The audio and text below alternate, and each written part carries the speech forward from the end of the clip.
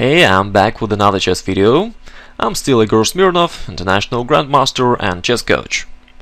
In this lesson, which called Win Easily, I'm going to show you the easiest way for a win.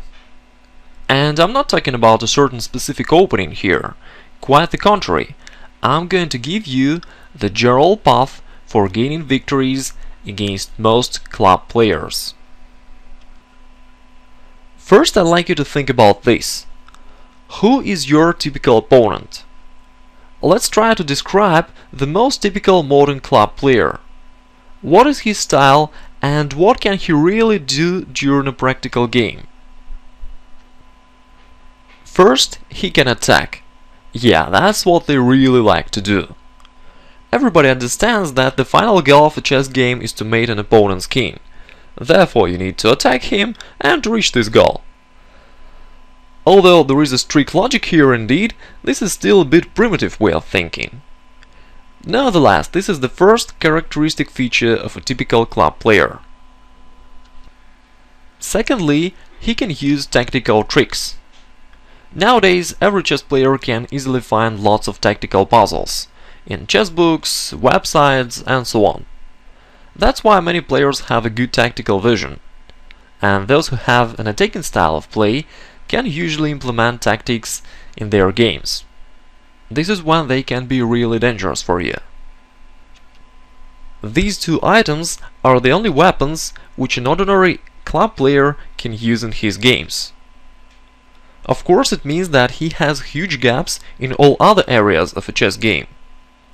In fact, we may say that he don't understand chess game at all, because chess is a strategical game inherently. As I say, they don't play in chess, they play in another game called offense-defense. What I mean here is this. Let's imagine how such a player calculates variations. It goes like this. Now I will play this move and will attack here. He will have to defend. Then I will make that move and will attack there. He will defend. So you see, the only thing he can think about is offense and defense. That's why I call that they play in the game called offense-defense. Well, of course, this is a bit simplification, but generally this is quite correct. Okay, the next question is this: how to overcome a typical club player? This is really simple. As we know, he has only two weapons. Take them away, and he has no chances anymore. I'd like you to remember the next idea very well. When there are no attacking moves, they do not know what to do. Thus, your goal is pretty simple. Create a strategical position when there are no direct attacking moves for your opponent. In such a situation, he will don't know what to do, and when your opponent has no constructive ideas, you will definitely realize your plan sooner or later. This is how you can win lots of games easily, without even doing something special. Maybe you think, come on Igor, my opponents are not so weak, they are much stronger. No, they don't. Most of modern players don't have a real understanding of a chess game. So this portrait, which we discussed a bit earlier, is quite typical for lots of intermediate players and even for some of the title players as well. Now I will show you some examples, and I'd like to make a special note. These are the games between well-known grandmasters. Thus, if this idea is correct for them, then it's definitely correct for your current opponents as well.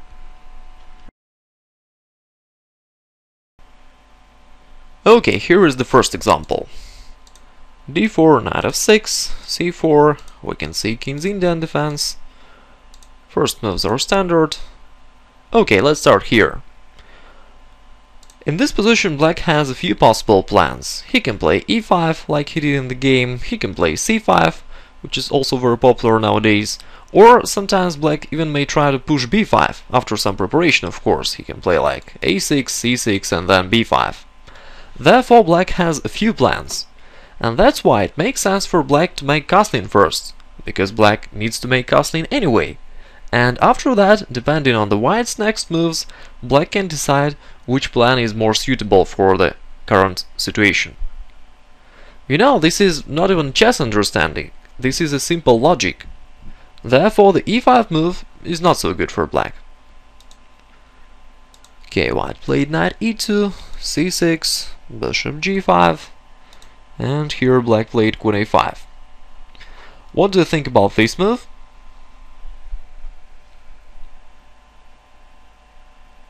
Well, of course, this is a strategical mistake.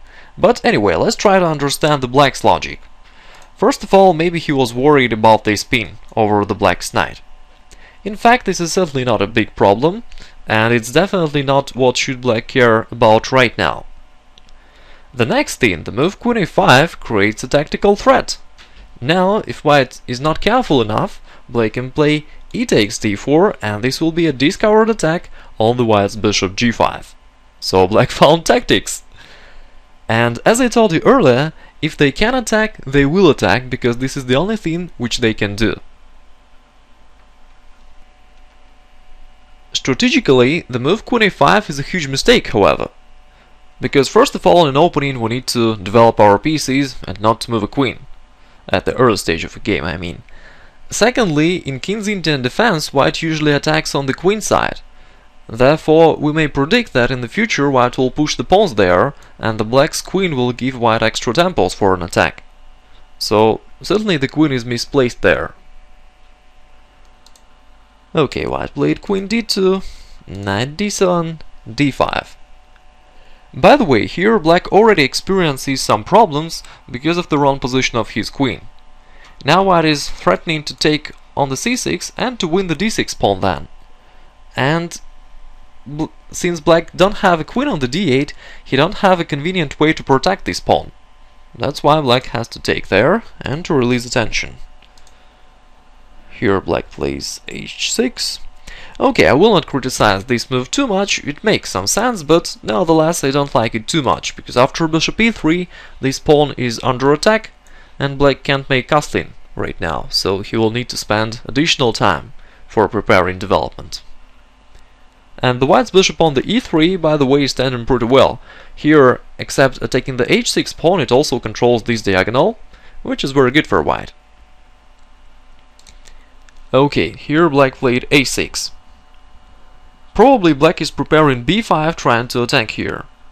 Again, as I've already repeated many times, attack is the only thing which they can do, so they will always try to attack. Now, let's talk about some strategical things. As we already know, in the king's Indian defense, it's usually white who is attacked on the queen side.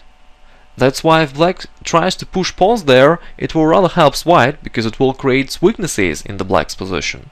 And it will simplify the white's task for opening lines there. And last of all, a6 is just a wasting of time while black still has an undeveloped position. Therefore, we may say that a6 is a huge misunderstanding of a chess game. And by the way, again, I'd like you to know that the black player is a grandmaster. Okay, white played knight g3, then h5, bishop d3, knight h7. Okay, this is a knight back, which places the knight on the edge, and it's quite difficult to explain this move and what is the reason. Perhaps black was trying to prepare and play the move f5 here. But of course it's quite ridiculous, because first of all, anyway black needs to make castling first. Secondly, since black's position is undeveloped, the move like f5 is quite a suicidal idea. After opening of the position, the black's position will fall apart. And additionally, the black's king side is already weakening by his advancing of the h-pawn. Therefore, this idea is definitely wrong. Okay, white simply castled, black also made castling. Now already we can see that white can use a standard plan, attack on the queen side, white can play something like rook b1, then push b4, and he will get a very good initiative position, and the black's queen will give white an extra temples for an attack. In the game, white found another, and even more interesting idea to realize the similar plan. He played a4. Now the white's plan is that after any next black's move, he played knight c5 in the game, white can play b4, and after queen takes b4, a5. Now the queen is in the cage, and white is going to play rook b1 and to simply win this queen. And black has no sufficient defense. Now let's say if he goes knight b3, white will simply play queen b2. It creates a pin. On the next move, white will go rook a4 or rook a3 and will win a game. Therefore, during one of the next moves, black resigned. And here is the next example. d4, knight f6, c4, we can see the Nimzo defense, queen c2. Okay, maybe it's a bit early to start commenting, but anyway, I'd like to make one note here. We need to understand that the white's idea of playing queen c2 and then a3, which gives white two bishops advantage, breaks the base principles of a chess game, because in an opening we need to develop pieces. Well, I'm not saying that queen c2 is a mistake. It's possible to play it, yeah, it's quite okay. But anyway, if you play such a move, you must understand that you make a move which breaks the base principles of a chess game, and that's why you need to be careful after that. Black played castling, a3, bishop takes, d6, f3. What do you think about this move, by the way? Now we can see that white did all the pawn moves and some moves of the queen, which generally should be incorrect, because in the opening we need to develop pieces again. I guess that white player did these moves without even any thinking, because these are the book moves. And this is actually the point of this lesson. Lots of players play chess without even understanding what they do, and without any real understanding of a chess. Black played c5. By the way, c5 is an attempt of strategical refutation of the white's previous mistake. Normally, in such a situation, white should play knight f3 and protect the pawn, right? But in this position, this move is unavailable for white because of his previous move knight f3. And that's why white has to take on the c5 now. So black player understood that the white's move f3 is a bit dubious, and he tried to exploit this situation. This is actually what a real strategical thinking is. Okay, now white has to give up his center, and bishop g5. Now everything is quite usual, they develop pieces. Okay, in this position we can see that black is leading in development, but white has two bishops. And if white can finish his development normally, he will have little better middle game, again because of his two bishops advantage. That's why black found an interesting way to restrict the white's bishops. He played queen a5, and after knight e2, e4. The move f takes e4 is forced, and now we can see the black's idea. The move f takes e4 blockades the position. Now the white's bishop on the d3 becomes passive, and the black's goal is to bring one of his knights to e5 and to keep the position blockaded. After that, the white's bishops will not be active and will not be dangerous for black. By the way, I'd like to emphasize that the move e4 is not an attempt to attack and to mate the white's king. Definitely not. This is a strategical plan with the aim to restrict the white's bishops. Okay, so black played knight g4. He's transferring his knight to e5. White plays bishop f4, yeah, that's correct, taking the e5 square under its control and preventing the black's plan. Black played bishop e6, also quite natural move, developing a piece and taking aim at the c4 pawn. When black plays knight e5 somewhere in the future, maybe black will attack this pawn on the c4. Here white played rook d1. Well, actually it's hard for me to understand the reason of this move. Obviously white cannot use the d-file here, so why should he place the rook on the d1? Maybe white wanted to protect the d3 bishop, but no one attacks this bishop right now. And even if black will attack this bishop somewhat in the future, white always can play rook d1 when necessary. So why not to make castling, for example? Or the better way is to try to understand the strategical situation, to understand the black's plan and to prevent it. As we know, the black's primary idea is to occupy the e5 square, to blockade the position, and to keep the white's bishops passive. And white has a quite simple way to prevent it. White can take on the a5. This forces the black's knight to go on the edge, and also deflects this knight from the e5 square. After that, white can push h3 and push this knight away, and also it will be not possible for black to bring this knight to the e5 in the future. Knight f6, now the c4 pawn being attacked, so white can protect it after rook c1, and everything is good actually. White is threatening to go e5 and to push the knight backward. White still has an extra pawn, although this is a doubled pawn, but anyway, it gives white a little material advantage. If black goes rook d8, white can just protect the bishop, and everything is quite fine. Well, I'm not saying that white is winning here, the position is still unclear, but anyway, white has no problems, and perhaps his position is slightly better. In the game, however, white didn't care about these strategical elements, and he played rook d1. I don't know why. Black played f6, realizing his plan. Now h3, knight e5. Black attacks the c4 pawn, the d3 bishop, and everything becomes good for black. White took there. After f takes e5, the position became totally blockaded, and now the bishop on the d3 is just like a taller pawn. Then white took on the a5, queen takes, now the c4 pawn being attacked, and white has to play rook c1 here just to protect this pawn. This already shows that the move rook d1 was a mistake. Now white has to waste time on playing rook c1, and right now black controls the f-file, so white can't make castling anymore.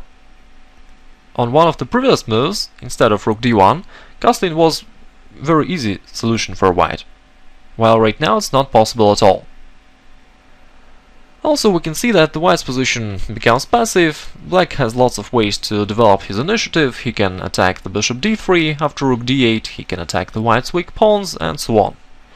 Black won this game pretty easily after that. I'd like to make a special note here. You see that black didn't make anything special.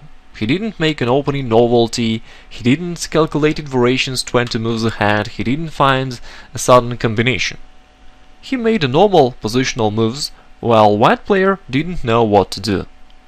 This is a quite typical situation, and this is how you can win games easily against your opponents who only can attack. And here is another example. I skipped the first moves because they are theoretical. Here white played h3, preparing a bishop's development. Black replied rook e8, bishop e3. Here black plays a5. Right now these all are theoretical moves. But nevertheless, let's think about them. White develops his pieces step by step, while black makes a lot of pawn moves and rook moves, so it already means that there is something a bit dubious in the black strategy.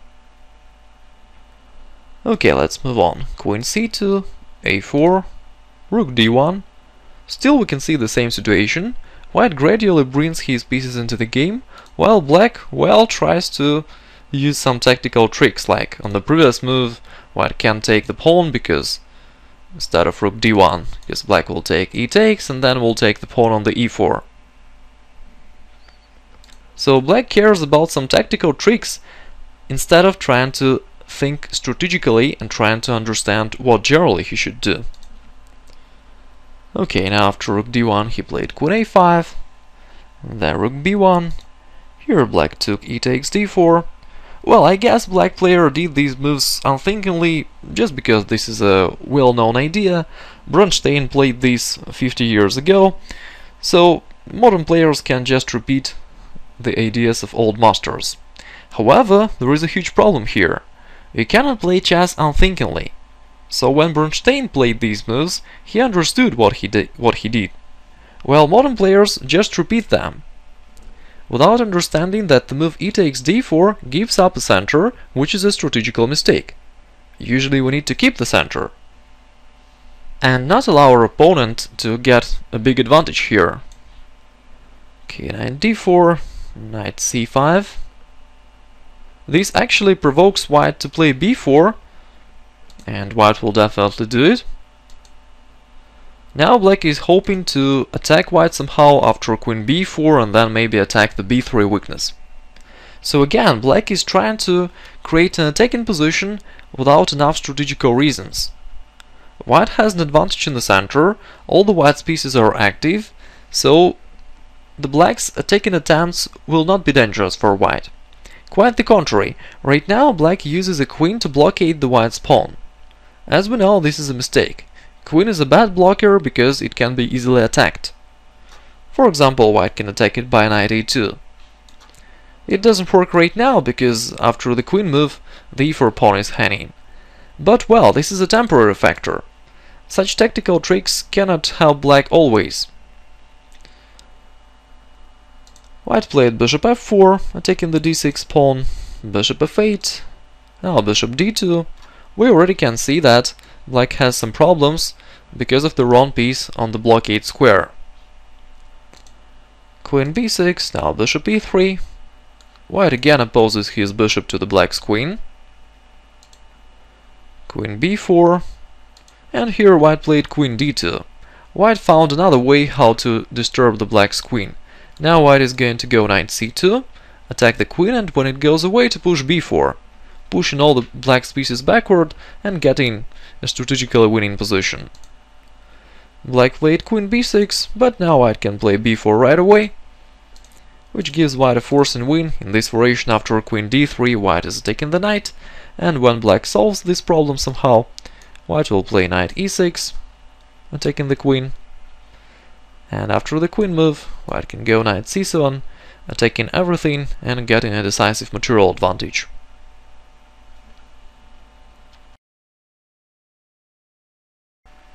A general conclusion from this lesson is pretty simple. Create a position where your opponent has no direct attacking moves. Create a strategical position where he needs to think strategically and understand the situation. In such case, your opponent will don't know what to do and you will win the game easily.